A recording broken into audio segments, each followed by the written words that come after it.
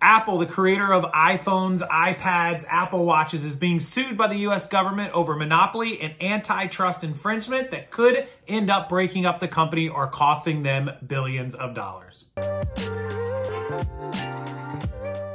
Hey, welcome back into the channel, everybody. Officially April now, April 1st, 2024. April Fool's Day, but this isn't an April Fool's video or a joke. This is serious. Apple is actually being sued by the US government over antitrust and monopoly infringements. What does this mean? So whether you're an Apple fan or an Android fan, this is important because this can happen to Google as well, which is the creator of Android. So I use MacBooks to create these videos and do my work. I have an Apple Watch, I have an iPad.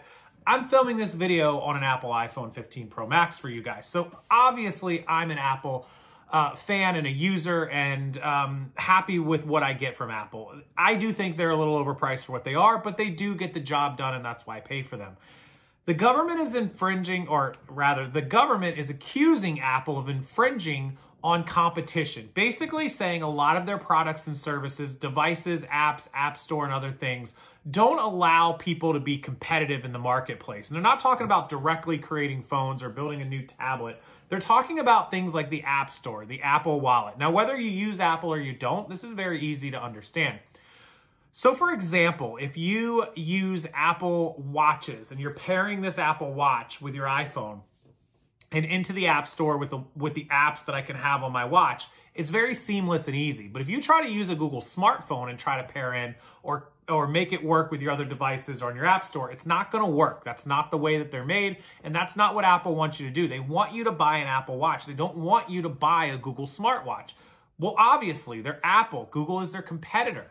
If I make Coca-Cola, I don't want you to buy Pepsi, right? I'm Coke. I want you to buy Coca-Cola. I don't want you to buy Pepsi. And I'm not going to put something with my Coca-Cola that would say, hey, I'm selling this with Coca-Cola, but if you go buy a Pepsi, you'll get cool, fancy, bottles. Why would I do that? Why would I incentivize you to, always a word I have a problem saying, incentivize you to go buy a Pepsi for any reason. Apple doesn't want you to go buy a Google Watch. Why would they? They don't make money when you do that. They make money when you buy an Apple Watch. That's called good business.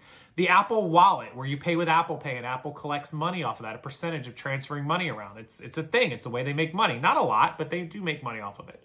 That is something they don't want people like PayPal tapping into. Why would they want their customers giving their percentage of their payments or transactions to PayPal, a rival, a competitor? That doesn't make any sense. But this is what the government is saying. They're saying by Apple doing these things, by restricting the App Store, restricting the synchronization of these products and these devices so they only work with other Apple products, or that they only work in certain situations, that they are not making it a fair market for everybody and the consumer.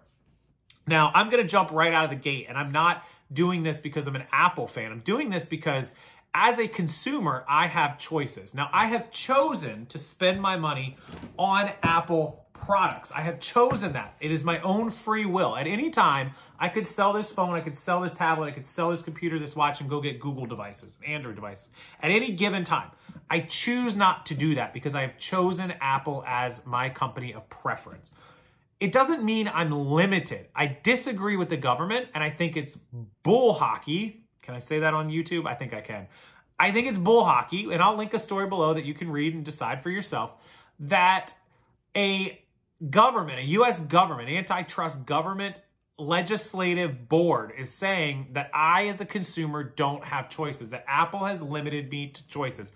That is false. Now, if I want to use my Apple Watch to go tap into some Google Android cool app, I may not be able to do that, but that's a choice I made. When I bought a PlayStation 5, I can't go play Sega Genesis games on it, right? That doesn't work. I got to go buy a Sega Genesis. That's a competitor. That's a choice I make. If I want to sell or buy new devices, I can do that. I don't have to have Apple's permission. I'm not locked into an Apple device. I could back this stuff up, transfer it to my computer, transfer it to a Windows computer or something else, and go change. The government's saying that that's not the case. And I think it's crazy. As I read through these claims, there's things like super apps. They're claiming Apple has super apps. These are applications that contain numerous functions within a single app.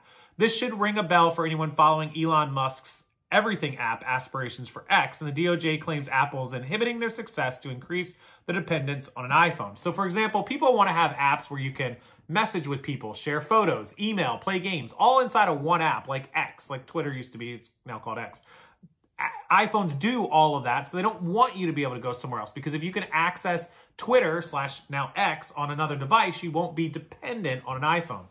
Messaging apps, the blue bubble, the green bubble. How many people know what I'm talking about when you send a blue bubble or a green bubble? Blue bubble is an iMessage, that's Apple. Green bubble is a text message. So this says it discourages iPhone users from adopting a competitor device. This effect is particularly powerful for certain demographics like teenagers, where the iPhone share is 85%, according to one survey. How does the blue bubble, green bubble affect? Who cares what color my messages are as long as I get them, right? So here's what they say about this. They spend a lot of time talking about these green bubble, blue bubbles, which I'll probably put up in a screenshot. When an iPhone user sends a message to another iPhone user, by default, that message is sent using Apple's iMessage protocol.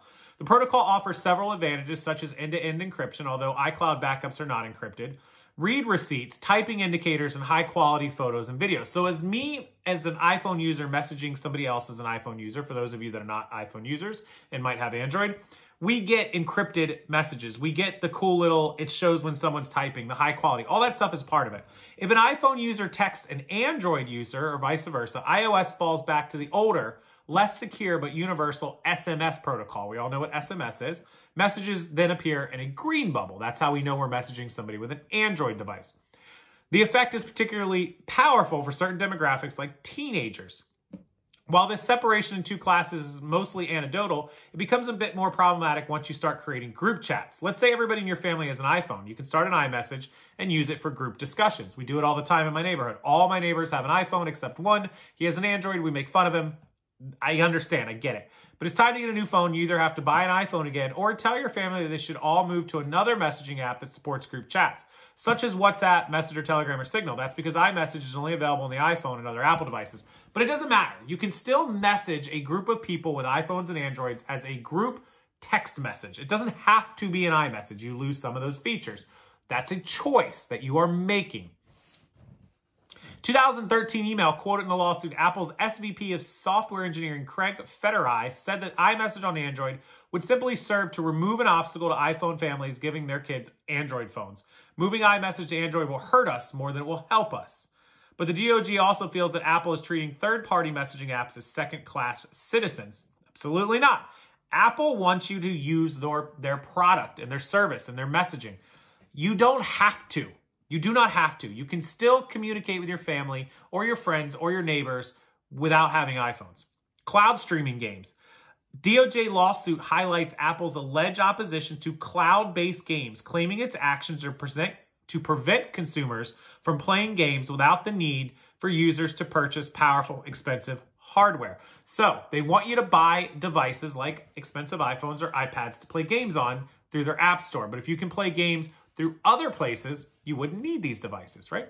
Digital wallets, which I already talked about, smart watch cross-platform compatibility, and their wider use. So to me, this just seems like the government overstepping their boundaries. I want to keep this video short, so I'm going to leave it to you. This isn't a normal topic I cover on this channel because we cover business and reselling, but I think this is super important because I know a huge portion of my audience uses iPhones. I communicate with a lot of you through iMessages. So how many, I want to see if we can get a percentage. How many of the comments use iPhone? How many use Android? If you want to put why or why not, feel free, but at least put which one you use. Let's see what kind of percentage we get. I'm going to take a guess and I'll look back here in 24 hours. Maybe 70 to 75% are probably iPhone users. That's my guess. I think it might be 80%, but we'll see. I'm going to go conservatively at 70 to 75%, somewhere in that neighborhood. We'll see how close I am. And if you want to tell me why or why you don't, I'll give you my reasons. It's not just because I'm a hype boy or fanboy. You guys know I hate hype products to begin with. Anything Bape or Supreme or this, I can't stand it, right? And I don't resell any of it. But here's why I use Apple. So, and Android has competitors to this. The iMessage is one. Everything that I have, if I take photos on my computer or we are taking photos of inventory like I have over there on my phone, I can take it, select it, and hit AirDrop, and it will pop up in my iCloud on my iPad. If I want to make listings from there, it will pop up on my computer right there instantly. It just pops up, I hit accept, and it's shared. If Kate needs the photos to answer questions from a customer, or Kate needs those photos to make listings, I can share it to her inside of our house. She has iPhones, she has a MacBook, we both have phones and computers. I have the only iPad in the house. We don't really use the iPad that much. And we both have smartwatches. We can track each other's workouts on this. Literally, we have workouts, right? Like when we do our workouts, we compete with each other sometimes. We can do the family tracking to see where somebody's at, to make sure their phone is located. I can locate her phone for her. She can locate mine. We can see where we're at if we're at the store, the mall, how far away somebody is. You can turn that on and off. It's completely optional, but I've lost my phone sometimes where it's in the cushion of the couch, and I'm like, I can use my watch to track it. My watch is all the way upstairs. We're downstairs. Kate goes, click on her phone, chooses me, hits search. My phone goes beep, beep, beep, beep, beep, beep, and I locate my phone. Lots of great options on Apple. I'm sure Android has some devices and some things that do the same thing, including Google Drive and Dropbox and all kinds of things. It's just our preference. It's our choice. We have chosen Apple products, and the US government needs to sit down, shut the hell up, and leave us alone. There's no reason to go after Apple. Apple's not going to lay down. They're not going to not fight this. They're probably going to win. I don't imagine the government can win this. However, the last time the US government went after somebody was Microsoft in the mid-90s, and they did win that because Microsoft was doing things that would restrict people. But once again, you chose to buy Windows. That's what you had back then, and I fear that that's what's going to happen now. We'll have to wait and see. This could take months to years to go through the lawsuits. The US government suing Apple for monopoly and antitrust violations. What happens from here, where it goes, anybody's guess. I'm interested in what you guys think. Do you think the government's overstepping? Do you think that they have an argument? Do you think Apple's a monopoly or trying to be? Do you prefer Apple? Do you prefer Android? What do you use? Why? I'll read the comments. As always, I appreciate you guys leaving them. If you could, you hit the like button. That means a lot to me as well. And subscribe to this channel. Make sure you check out the links. Tons of great links below for accounting. Mark II, who is not your dad's CPA, is putting on a tax course. Last minute taxes. You got 2 weeks from today, so make sure you do check him out below. He can help you get your taxes ready before tax day or help you file an extension. And everything else, my reseller Genie and my listing and fulfillment service are linked in the description box below. As always, thank you everyone for watching, and I will see you next time.